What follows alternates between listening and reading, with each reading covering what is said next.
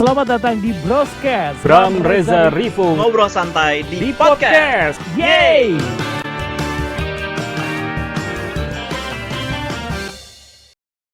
Halo, balik lagi di Broscast. Bram Reza Rivo ngobrol santai di podcast. Ada gua Bram Herlambang dan Reza Helmi. Kali ini kelihatan kan, gue bawa bolpen dan bawa catatan. Ini sepenting itu, seberat itu kayaknya bahasan kali ini. Harus banyak catatannya supaya ya kita bisa lebih jelas lagi. Kira-kira mau bahas apa gitu. Oh iya, bukan karena kebiasaan dari SMA bawa kebiasaan ya. Di fotokopi perkecil biasanya. Sama terus di paha. Itu pakai rokok. Oke, karena kita ada tamu penting yaitu Mas Alexander Matius, Program Director dari JAV. Halo, selamat sore. Halo semuanya. Waduh, visual ya. Iya dong. Mas, kita udah heboh, tolong agak lebih heboh. Apa kabar semuanya? Pakai efek juga biar lebih meriah. Waduh. Mas Muhammad gimana kabarnya? Baik. Sejauh ini gimana sih persiapannya Mas menuju JAV? Lu lupa mengenalkan tempat ini, jangan lupa dong. Tempat Ngetis dulu biar pas gitu, mau nanti dijawab. lo Sebelum dijawab. tahan. Gitu. Jadi sebelum dijawab kita mau memperkenalkan tempatnya dulu. Kalau misalnya dilihat ini belakang kita warna-warni, terus rasanya juga lebih nyaman, lebih adem ya kan. Ini kita mau say thanks juga untuk tempat ini, Taiping Carpets, yang bisa didatengin di Jakarta Pusat tepatnya gitu ya, supaya bisa lebih nyaman aja gitu. Iya kan, suasananya homey bawa karpet kayak di rumah gitu loh. Lanjut. Jadi bagaimana sejauh ini persiapannya sudah sejauh apa dan apa sih perbedaan JAV yang ke-18 ini dengan tahun sebelumnya? Persiapannya tadi lagi meeting guna mempersiapkan venue karena bakal ada tenan, bakal ada lounge, bakal ada booth, jadi kayak dan stage. Jadi kayak mempersiapkan semua alurnya dengan baik, itu yang pertama. Terus juga mempersiapkan jalur opening karena ada banyak tamu, banyak penonton juga. Terus apa lagi ya tadi? Itu sih sebenarnya kita mematangkan sebenarnya menjelang hari H. Hitungan hari ya? Ya udah tinggal hitungan hari pas podcast ini ya. Gak nyangka juga udah secepat itu. Terus tadi perbedaannya, yang pertama sih tema. Setiap tahun kita pasti temanya berbeda. Tema tahun ini luminescence. Terus yang kedua, kita mau mengedepankan sebenarnya konsep green living juga.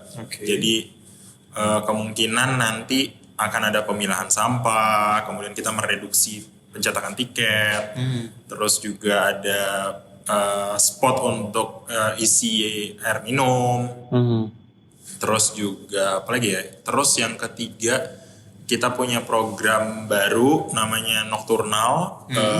Konsepnya sebenarnya paling gampang itu kalau misalnya mungkin teman-teman yang pernah punya pengalaman dengan midnight show di hari Sabtu malam, itu kita hadirkan di Jumat malam di festival JAV. Jadi ini pertama kalinya akan ada sesi midnight di JAV. Terus apa lagi ya? Udah sih sebenarnya secara garis besar itu sih ya mungkin yang berbeda.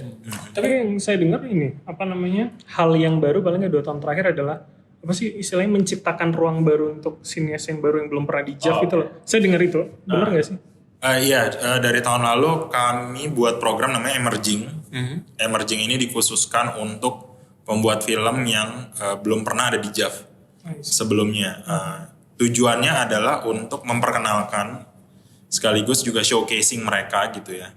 Orang-orang yang mungkin namanya belum terlalu beredar gitu di ekosistem perfilman atau di industri bahkan.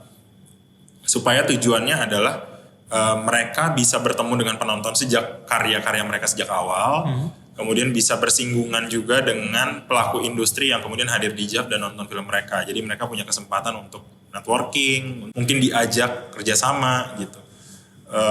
Jadi sebenarnya tujuannya secara garis besar adalah untuk regenerasi filmmaker gitu.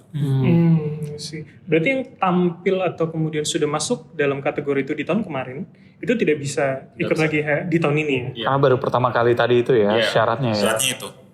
Peminatnya tahun ini seberapa banyak? Karena ini tahun kedua begitu ya?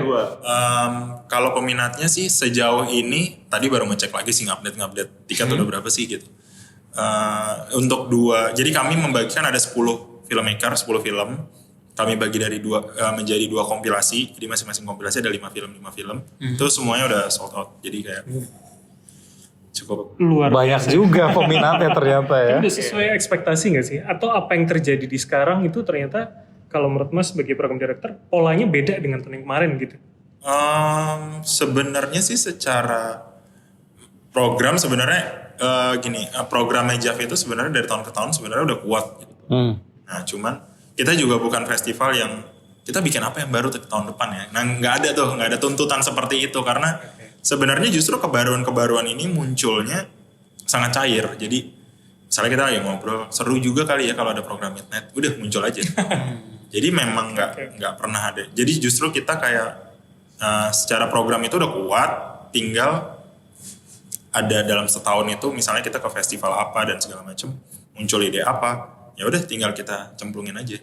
Oke. Tapi emang bener kangen banget nonton Midnight gak sih? Sebagai pekerja malam ya kan biasanya pulang kerja mau nonton, kok belakangan malah gak ada show malam gitu. Karena Anda pekerja malamnya di Jakarta sih, nggak di Jogja. beresnya jam 10 gitu kan. Mau cari film lain, oh ternyata gak ada gitu ya. Ini mungkin dari Jeff bisa membangkitkan lagi Midnight Show gitu ya. Tujuannya juga sebenarnya adalah selain karena kita melihat fenomena bahwa setelah JAV pemutaran film terakhir masih banyak yang nongkrong, jadi kita akomodasi udah nonton aja deh gitu misalnya. Yang pertama.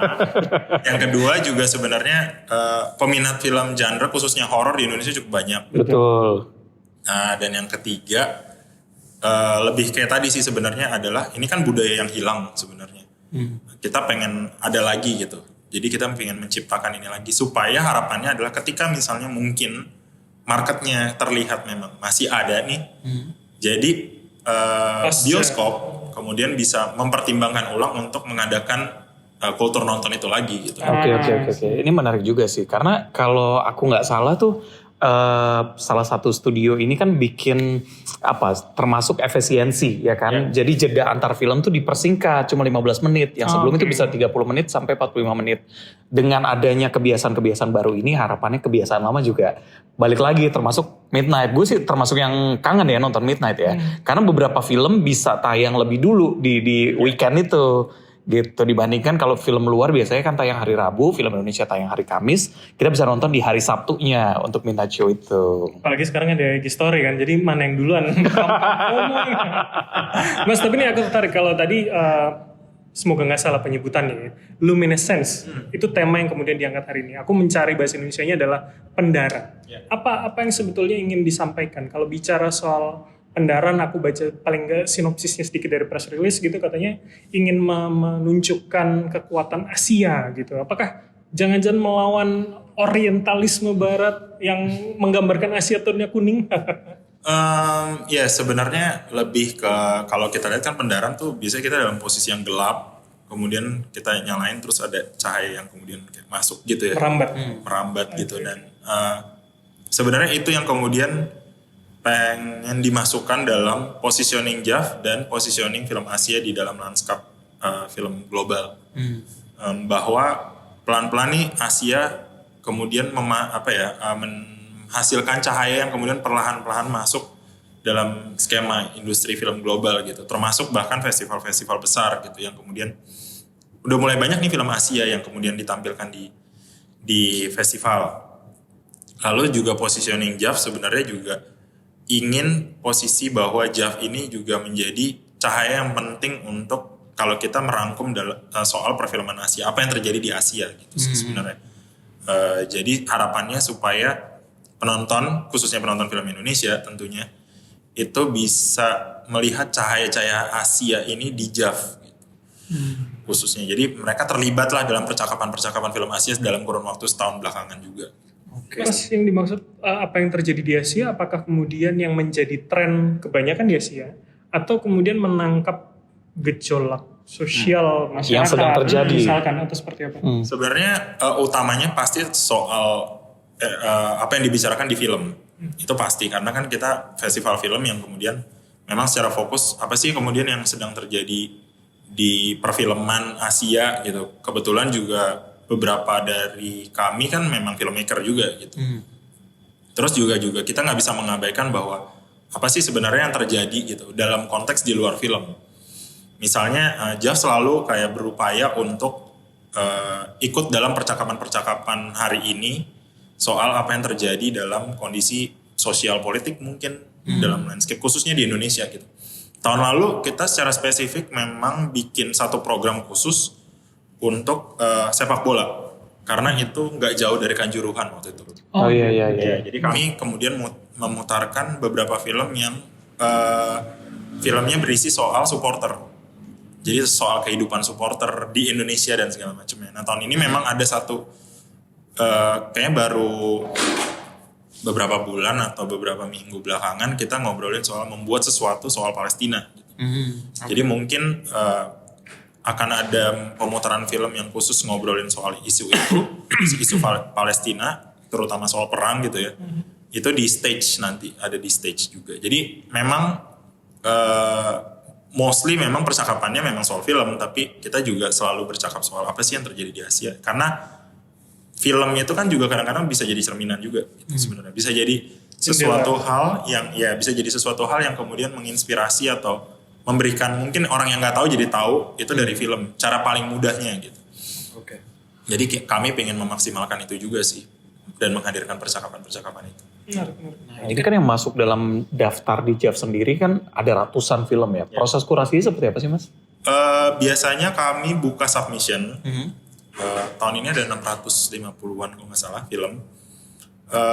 Terus ada juga beberapa rekomendasi dan beberapa yang kami tonton di festival internasional. Jadi dari 3 itu kemudian kami memang sudah punya kategori-kategori program-program apa yang akan kami hadirkan di JAV. Jadi misalnya film fiksi panjang itu pasti akan kami masukkan yang terbaik dalam main competition misalnya. Sedangkan untuk yang landscape misalnya, dia diputar di perfilman festival-festival besar di dunia gitu, itu mungkin masuknya ke panorama. Jadi pengkategoriannya seperti itu. Tapi biasanya kemudian dari yang masuk, terutama dari submission, kami sortir, ada tim program, kemudian di ujung nanti kami akan berdiskusi mana nih yang terbaik. Gitu. Standarnya apa? Maksudnya berdasarkan genrenya kah? Atau kemudian apa tolak ukurnya gitu? Sebenarnya lebih ke sebenarnya nggak pernah ada kriteria khusus gitu ya. Ini harus ini, harus itu, harus ini. Apalagi soal tema gitu ya. Nggak harus spesifik sama dengan tema dan segala macam. Percakapannya sih random aja sih sebenarnya di antara tim program. Tapi mostly kebanyakan soal statementnya apa sih? Estetikanya kayak gimana sih? Ada kebaruan atau enggak gitu. Misalnya kita bisa berdebat soal ada film yang sama nih bentukannya. Contoh dong, spill dong. Ada film yang sama, justru misalnya apa yang kemudian mungkin, apakah kita harus memutar keduanya kalau sama? Kayak gitu-gitu loh. Yang mirip gitu ya. Jadinya, apakah misalnya ini keberulangan dari yang fenomena-fenomena yang pernah ada, sedangkan nggak masuk. Misalnya, katakanlah misalnya dulu pernah ada pas pandemi karakter ibu-ibu yang cerewet misalnya. Dan itu kerap dimunculkan di film-film pendek kita kemudian. Jadi ada kelatahan itu kan. Ibu bicara di atas truk ya? Ibu-ibu cerewet di atas truk. Terus jadi kita kan juga berpikir bahwa apakah ini kemudian perlu karakter ini dalam sebuah film, cocok atau tidak. Kemudian apakah kemudian sebagai satu keutuhan itu juga cocok atau enggak. Jadi kayak kita sering kali menemukan kelatahan-kelatahan itu yang kemudian jadinya mungkin enggak ya gitu. Justru kita cari kebaruan. Okay. Gitu ya, biasanya dominasi percakapannya sih soal statement, estetikanya gimana, terus pengemasannya seperti apa, gitu-gitu sih. Statement itu akhirnya dikaitkan dengan luminescence tadi nggak? Gimana? Maksudnya menurunkan luminescence ke? Luminescence itu spiritnya akan terjadi di sepanjang festivalnya, bukan dalam terbatas di kerangka programnya. Bukan hanya kemudian tampilan filmnya ya? Ya, gitu sih. Mungkin salah satu yang jadi penasaran dari penonton kita adalah dari 600 film itu sebenarnya 600 ini ditonton semua apa enggak sih? Atau memang dibagi untuk tim yang ini hanya nonton sebagian, yang lain nonton sebagian lagi, nanti akan berkumpul, berdebat, menentukan yang mana yang masuk dan sebagainya, gimana sih? Nah, tadi kelupaan ini juga salah satu yang baru. Tahun lalu itu kami pakai platform website untuk registrasi submission film lah ibaratnya. Itu karena saking terbukanya itu 3.000 yang masuk. Jadi kami harus menonton 3.000 film. Jadi kayak tim program tuh harus menonton ya film pendek terutama yang lebih banyak gitu ya. Jadi kami mengkategorikannya ada tim film pendek, tim film panjang. Oke. Nah, tim film pendek nih biasanya saya juga ikut masuk. Jadi sebagai program director jadi masuk keduanya.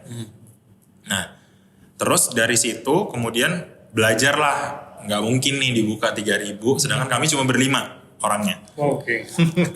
Akhirnya kami memutuskan untuk pertama kalinya juga kami menggunakan submission fee. Jadi yang mau submit filmnya mereka harus membayar biaya pendaftaran sebenarnya. Dan itu sebenarnya digunakan untuk menghidupi festivalnya juga. Oke. Iya. Nah, Pun lebih selektif ya akhirnya. iya, tapi jadi tersortirnya jadi 600. Cukup surprising karena tadinya kami udah takut-takut, wah nggak mungkin nih berbayar gitu kan. Ternyata jumlahnya 600 dan itu kayaknya mungkin hampir mirip dengan festival lainnya yang sifatnya lebih free misalnya. Jadi memang sebenarnya bukan jadi soal gitu dan itu cara yang cukup sehat untuk bisa menghidupi festival karena kan festival sendiri memang suka nggak suka tetap butuh uang untuk merunning festivalnya. Nah dari situ kemudian memang tadi seperti yang dibilang ada tim film panjang dan tim film pendek. Itu terbagi nanti yang film panjang akan diskusi soal film panjang, film pendek akan diskusi soal film pendek gitu. Setelah itu biasanya diskusinya kita udah bikin polling yes, maybe atau no. Biasanya untuk mempercepat. Jadi ketika misalnya diskusi, oke nih kita lihat yang mana yang yes, semuanya dominannya yang yes atau yang mana dan itu akan dimasukkan kemana. Jadi bikin puzzle-nya kayak gitu, menyusun puzzle-nya kayak gitu sih sebenarnya. Behind the scene-nya kayak gitu.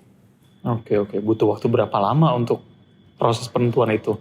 Karena debatnya pasti juga panjang kan? Atau justru karena kalian udah sering? Iya. Jadi udah tahu Saling gitu. percaya gitu. Kalau untuk nontonnya sendiri kami buka pendaftaran tuh kayaknya dari Maret ya kalau nggak salah sampai Juli kalau nggak salah. Terus diskusi menentukan akhirnya tuh di September kalau nggak salah, Agustus sampai September gitu. 6 bulan juga ya. 6 bulan. 3 sampai Emang proses yang panjang. Terus yang menarik sebenarnya di tahun ini adalah film pendeknya kuat-kuat. Jadi biasanya kami mengalokasikan jumlah film di Light of Asia katakanlah kompetisi film pendek kami itu 10 film. Tahun ini 15, 14 bahkan jadinya. Jadi ketika kami berdiskusi ini yang tim pendek, film pendek kok sayang ya gitu. Kalau misalnya ini cuma dipilih beberapa doang gitu. Jadi memungkinkankah nambah slot? Nah itu pekerjaan program director lagi tuh kita susun lagi dan segala macam bisa. Jadi akhirnya Light of Asia sama yang Asian Perspective yang non competition yang short itu jumlahnya lebih banyak dari tahun sebelumnya. Karena soal kebaruan tadi. Karena bukan cuma soal kebaruan bahwa film pendek kemudian di tahun ini tuh rasanya punya statement yang lebih kuat pertama, punya wilayah yang lebih bermain-main karena ini film pendek jadi biasanya harusnya membuat film tuh lebih bebas ya mereka ya. Dan surprisingly sangat beragam genrenya. Jadi kok rasanya sayang ya kalau misalnya kita cuma bisa memilih secara terbatas. Jadi kami longgarkan di tahun ini. Gitu. Dari 14 film tadi mayoritas dari mana? Wah macam-macam. Indonesia ada 2. Terus macam-macam sih Thailand, Filipina, Cina, Korea Selatan, bahkan ada Suriah bahkan. Jadi macam-macam. Yang kabarnya udah sold out itu ya dari mana? Itu yang komposisinya yang salah satunya Basri dan Salma yang masuk kompetisi film pendek Cannes. Itu yang pertama. Tapi yang kedua, kompilasi yang kedua dan ketiga dan Asian Perspective itu jumlahnya banyak banget. Jadi ini tinggal menunggu waktu aja sih sebenarnya bakal sold out atau enggak. Tapi jumlahnya occupancy rate-nya kayaknya udah di atas 30%-an semua sih. Gitu. Ini ya, bicara occupancy rate tuh jadi ingat sesuatu. Nggak bercanda. Jangan balik ke masa itu Iya, ya. sorry. Recall memory tiba-tiba. Mas ini menarik. Tapi kalau Mas tadi bilang banyak yang kemudian bermain di wilayah abu-abu hari ini lebih berani untuk menunjukkan positioning dan apa namanya statementnya gitu. Film Indonesia gimana sih hari ini? Apakah memang yang bervibes festival tuh lebih banyak memang akhirnya? Film pendek atau film panjang? Dua-duanya. Terutama film panjang kan paling nggak setelah pandemi kita melihat isu yang lebih banyak, lebih tajam, lebih berani paling tidak. Sebenarnya film pendek Indonesia tuh mungkin bisa dilihat lebih, mungkin sekarang ini lebih banyak eksperimentasinya gitu. Kecenderungan kesalahannya adalah menempatkan film pendek itu sebagai film panjang yang dipendekkan. Itu yang paling sering dimunculkan gitu. Jadi basisnya sangat naratif, kemudian kita bakal lihat kayak, oh ini kayak film panjang aja gitu. Di atas 15 menit. Jarang loh kita menemukan film pendek yang di bawah 10 menit sekarang. Khususnya di Indonesia ya. Terus juga sebenarnya film pendek itu rajin sekali untuk ke festival internasional. Dan salah satu puncaknya memang tahun ini yang harus di-highlight memang Basri dan Salma, karena dia memang menang di banyak festival, khususnya festival film pendek. Diputar di juga berbagai festival internasional. Juga ada beberapa film pendek yang surprisingly memang mengejutkan gitu. Terutama di wilayah-wilayah, justru kami tuh senangnya kalau menemukan di wilayah-wilayah yang bukan Jawa, terutama gitu. Jadi kayak mungkin landscape yang Makassar atau Papua bahkan. Basri dan Salman itu Makassar ya? Makassar. Kayak justru kami tuh senang banget kalau misalnya bisa menemukan sesuatu yang, atau mungkin di Jawa tapi provinsinya tuh atau kota mana yang jauh banget gitu. Kita nggak pernah mendengar kota ini punya film pendek gitu. Itu kami senang banget, apalagi dengan kualitas yang oke banget. Jadi itu Bola kapal mungkin ya, ya? Bekasi Timur. Jadi colek dong. Tengah gitu kan. Kayak sebenarnya film pendek kita rajin banget ke festival internasional dan cukup bunyi dan regenerasinya cukup berjalan sih. Film panjang sebenarnya kalau menurut saya sih adalah buah dari ini generasi paling enggak sampai di titik kelahiran tahun 90 lah direkturnya gitu. Kenapa? Karena memang ini saat ini adalah di periode yang mereka sudah experience-nya udah sangat matang gitu. Nama-nama yang hari ini menjadi sutradara yang mungkin kerap kali dibicarakan seperti Diva Isvansya atau Kamila Andini atau Yosef Angginun atau Yandi Lawrence yang akan bikin Jatuh Cinta seperti di film-film, itu generasi yang kemudian tumbuh di ekosistem perfilman pasca 2000-an. Dan yang memulai Jeff juga generasi itu ya? Betul, yang mulai Jav juga generasi itu. Jadi ini lagi matang-matangnya nih generasi ini. Justru yang jadi mungkin jadi deg-degannya adalah karena generasi mereka ini tumbuh di ekosistem perfilman yang mungkin rodanya tuh cukup berjalan dengan baik. Bahwa ada festival film pendek, kemudian juga ada community base yang sangat kuat gitu. Mereka juga tumbuh di peralihan ketika teknologi transisi dari analog ke digital menggunakan handycam juga sedang marak gitu. Jadi banyak sekali film pendek yang kemudian menggunakan teknologi baru itu. Oke. Justru yang menjadi penasaran adalah tantangan sih sebenarnya adalah generasi setelah itu. Bahwa kenyataan bahwa kita nggak punya dedicated festival film pendek hari ini. Terus juga community base juga mungkin tidak sekuat dulu. Atau mungkin tidak. Media kemudian sekarang juga lebih, kalau dulu mungkin bisa shaping fokus ke dalam satu event dan segala macam. Sekarang kan tercecer. Jadi agak sulit untuk bisa menemukan community ini yang kemudian lagi militan atau lagi punya prospek, punya potensial. Nah justru harapannya Jav bisa mengumpulkan itu dalam satu wadah gitu. Jadi ketika misalnya mau tahu soal film potentially filmmakers atau film apa yang kemudian dibicarakan di Asia, bahkan di global dari Asia hari ini ya bisa hubnya di Jav. Pengennya sih harapannya kayak gitu. Tapi Jav itu berarti menjadi film festival paling nggak di wilayah Asia untuk setiap tahunnya paling akhir gitu ya? Iya, secara kalender. Dan nggak tahu, tapi saya lihatnya kan paling tidak Jav itu memberikan ruang bagi kita orang Indonesia untuk melihat film-film Indonesia yang menang festival yang mostly belum tayang gitu loh. Memang itukah niatnya ke depan?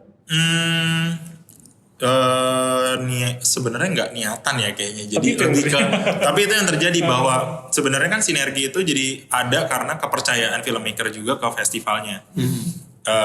Dan penonton Jav tuh dianggap sangat penting untuk tidak hanya sebagai promosi, tapi juga sebagai ruang diskusi dan ruang pertemuan bagi filmmaker ini gitu. Filmmaker yang kemudian dari sekian hampir setahun gitu ya bertualang di negara-negara lain, kemudian akhirnya bisa pulang dan rasanya bisa mempresent sesuatu secara perdana tuh dengan penonton yang tepat aja gitu mungkin gitu dari perspektif mereka. JAV sih selalu membuka pintu untuk siapapun sebenarnya dan termasuk teman-teman yang kemudian berkeliling ke festival-festival internasional ini. Syukurnya sih hampir 8 di usia ke-18 masih menjadi tempat yang dipercayai oleh mereka sih, dan kami sih senang banget gitu bisa mempresent sesuatu dan penonton juga bisa excited untuk bisa nonton film mereka. Oke. Kalau tadi kita sempat ngomongin juga soal beberapa film yang memang sudah sold out tiketnya gitu ya. Terus beberapa juga kan menarik perhatian orang-orang. Nah, film Indonesia apa aja yang akan premier pertama kali? Mungkin bisa disebut Indonesian Premier atau Asian Premier dan segala macam yang paling banyak ditunggu atau mungkin udah sold out semua tiket. Atau yang udah menang festival tapi belum muncul di bioskop Iya, OTT untuk pertama misalkan. kali. Kalau yang menang festival terakhir kan Woman from Rote, Woman from Rote Island judulnya. Dia menang 4 kategori di FFI, sutradara, sinematografi, penulis skenario asli dan film terbaik. Itu sebenarnya kita nggak Indonesian Premier lagi karena Indonesian Premiernya di Jakarta Film Week tahun ini. Itu udah sold out juga. Kemudian beberapa juga Indonesian Premier. Yang pertama ada 24 jam bersama Gaspar. Itu film Yosep Angginun. World premiere di Busan tahun ini. Jadi pertama kalinya di Indonesia itu juga udah sold out kebetulan. Alhamdulillah. Banyak yang nunggu soalnya ya. Terus yang Indonesian premiere juga Ali Topan dari Visinema, sutradaranya Siddhartha Tata, yang main Jeffrey Nicole sama Lutetia. Belum sold out jadi masih terbuka untuk penonton yang mau nonton untuk pertama kalinya di Indonesia juga. Terus di Midnight kami punya Pemukiman Setan judulnya. Itu film dari Charles Ghazali tahun lalu bikin Kodrat. Kalau tahu itu juga itu world premiere jadi Filmnya pertama Magma kalinya. ya? Filmnya Magma. Seru kayaknya ya. Terus apa lagi ya? Jatuh Cinta Seperti di Film-film itu juga pertama kali tayang di JAV, filmnya Andy Lawrence. Mostly hitam putih filmnya. Closing kami 13 bom di Jakarta itu kami jual 4 studio, 4-4-nya udah sold out. Sudah sold out. Jadi udah nggak ada. Bisa membeli film itu, tinggal menunggu tanggal rilisnya di akhir Desember sebenarnya. Terus Monisme, salah satu-satunya perwakilan Indonesia di main competition itu juga Indonesian Premiere. Dia hybrid bentuknya, ada dokumenter dan fiksi. Terus ada satu juga film judulnya Monster, dia world premiere di JAV, film dari Falcon. Sutradaranya Rako Priyanto, yang main Marsha Timothy sama Alex Abad. Itu film thriller sebenarnya, film thriller tapi dia nggak ada dialog. Jadi dia tidak ada percakapan dua karakter gitu. Itu sudah sold out? Belum, masih terbuka tuh. Saya mendengar daftar film itu seneng karena mendengar judul-judulnya, tapi sedih karena banyak yang sold out. Buat apa saya dengar kalau nggak bisa beli? Memang harus sejak awal ya, jadi emang ngikutin ada war tiket dan segala macamnya gitu. Dan kebetulan memang ada beberapa film yang langsung dituju sama pembeli-pembeli tiket ini sih. Spesifik ya. Oke, Mas, terakhir untuk penonton kita tentunya. Apa yang membuat mereka harus datang paling tidak? Kalaupun sold out, apa yang membuat mereka, vibes apa yang ditawarkan Jeff untuk kemudian mereka datang, bisa mungkin nimbrung di orang-orang yang sedang diskusi setelah menonton misalkan, kayak gimana?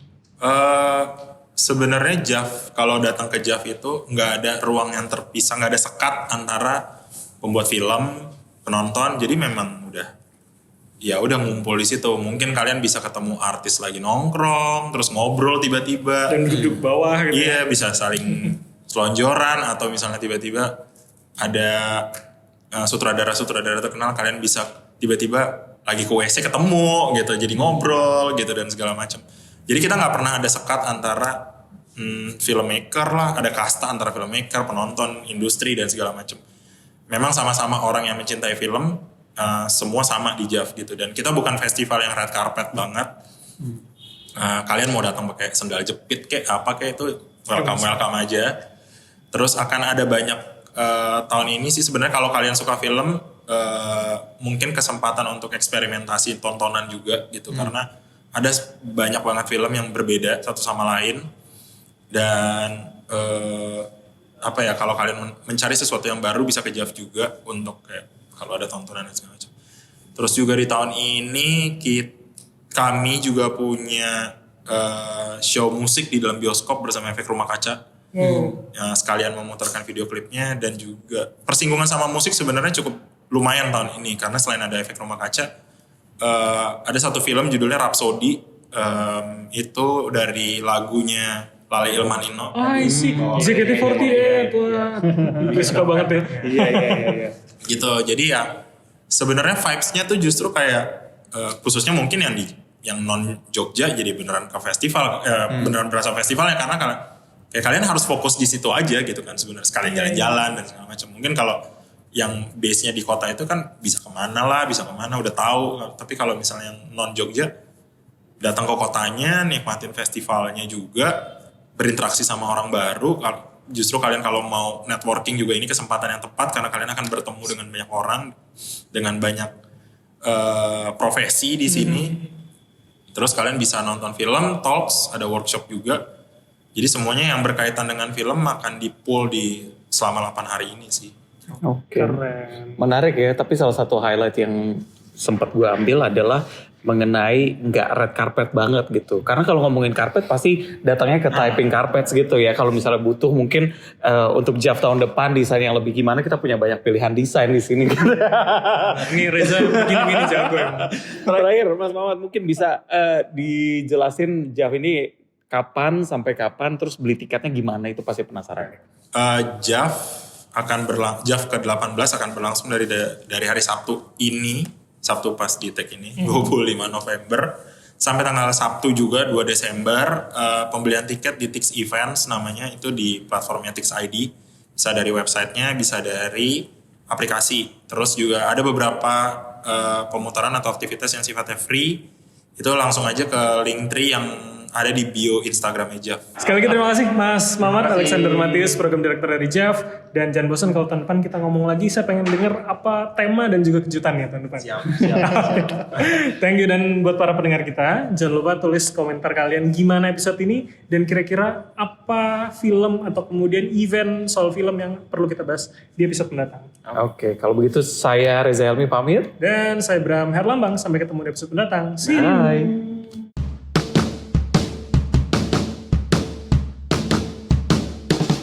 Selamat datang di Broscast. Bram, Reza, Rivo. Ngobrol santai di Di podcast. Yeay!